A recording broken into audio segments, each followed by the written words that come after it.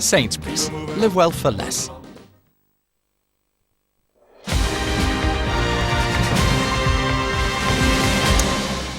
Now then, you're probably going to notice more Ukip spokespeople on the television over the next few weeks. That's because of a decision by Ofcom, the broadcasting regulator, to treat Ukip as a major party during the election campaign, just like the Conservatives, Labour and the Liberal Democrats. So how is the party going to use this platform, and could it make a difference when it comes to polling day? I'm joined now by Ukip's campaign director and economic spokesman, Patrick O'Flynn. Very good morning to you, Mr O'Flynn. Let's talk the economic side of it first of all, because this obviously is at the heart of the debate. People are a little bit confused about Ukip. You know, it seems to have had a Thatcherite past, if I could put it that way, when it comes to the economy. Have you now abandoned the austerity message? No, we've said that we think the new Treasury deficit elimination schedule, as outlined by the Chancellor in the autumn statement, which gets rid of the deficit or envisages it going by the third year of the next Parliament, is a perfectly reasonable schedule. So you are an austerity party still? No, I don't see that as austerity. You know, deficit reduction. I mean, define austerity. Well, I think the definition you're driving at is, if you forgive me, a fairly ludicrous one. We've been running Sorry, it's the pure economic one, which is reduction of the deficit through tax rises or spending cuts, or a combination of both. That's what you support. We've been having public sector deficits basically every year since about 2002, even when the economic cycle would have indicated we should be having a surplus. And much of the blame for that was on Labour in the good times, where they jigged around with the economic cycle and pretended that a deficit was justified when it wasn't. And the Chancellor got up at the beginning of the Parliament just ended and said the deficit would be gone by now, and it's still running. But I'm just wondering, you know, because there's a lot of talk, I'm just wondering where you are on austerity, because there's a lot of talk generated by the SNP mainly about forming an anti-austerity alliance. Right, could you join something like that? I don't think we could join anything involving the Nicola Sturgeon, because you're an austerity party, Natalie Bennett. Well, they're a profligate, debt deficit, irresponsible party on fiscal policy, and we say our MPs will be a much needed voice of fiscal responsibility in the next Parliament. So much closer to the Conservatives, and that begs the question. Well, if the Conservatives are ever going to actually deliver... You just said you supported that autumn statement. We're going to hear from George Osborne It's a perfectly reasonable schedule. Absolutely. So could you go into coalition with them? No, we're not interested in coalitions. That's not what UKIP's about. What UKIP is about is delivering as early as possible that EU in-out referendum that the British public have been denied for so long.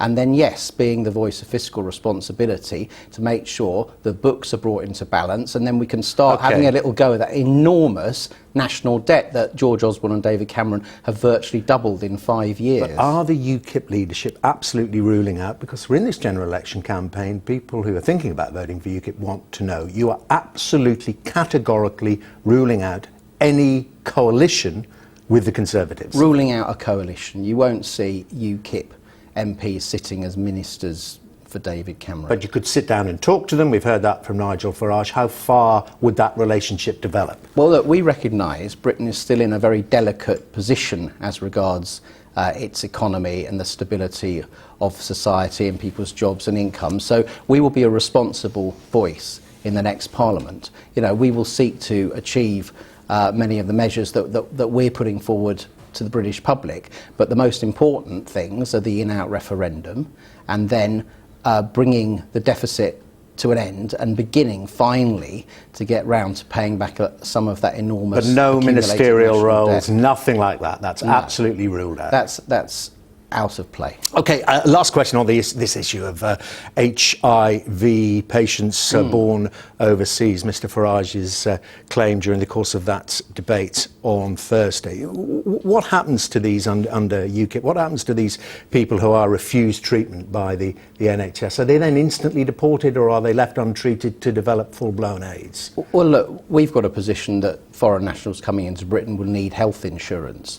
We think it's incredibly important that resources of the NHS are spent on the British people, and politics is all about taking tough choices over the allocation of scarce resources. Now, all the other parties not only are quite content to spend money on, in this case, a majority of the treatment of very expensive drugs going to foreign nationals, and even go to the point of saying it's vile and disgusting to even raise the issue. Now, I think something like 1% of the entire resources of NHS England are being spent on one communicable disease on overseas nationals. So I'm just working out, though, just the practicalities of it all. You said they would have to have had health insurance in the first place, so they wouldn't have got across the border. They would have been checked and found out that they didn't have health insurance and therefore not allowed to come in. Well, perhaps some of them would have done, but I should make it clear, we're not talking about retrospective changes. So people who came here legally and were able to get the treatment authorised under the measures that actually the Conservatives and Lib Dems put through in 2012, which basically entitles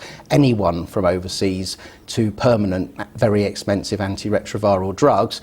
You can't blame the applicant for taking the treatment, so we wouldn't be withdrawing it from existing. And the same goes, I mean, we understand that you wanted to raise the issue of TB, people suffering from that from overseas. It goes for people with any serious kind of disease that requires a lot of treatment. Well, I think you'll find, looking across the world at places like Australia, Canada, there are, you know, it's not necessarily in times particularly when public resources are under pressure, you know, it's being generous with other people's money, i.e. your own taxpayers' money, isn't it? Not to have some sensible conditions on who can come to our society and benefit. OK. Mr O'Flynn, very good to see you. Thank you very much indeed. Patrick O'Flynn there from Ukip.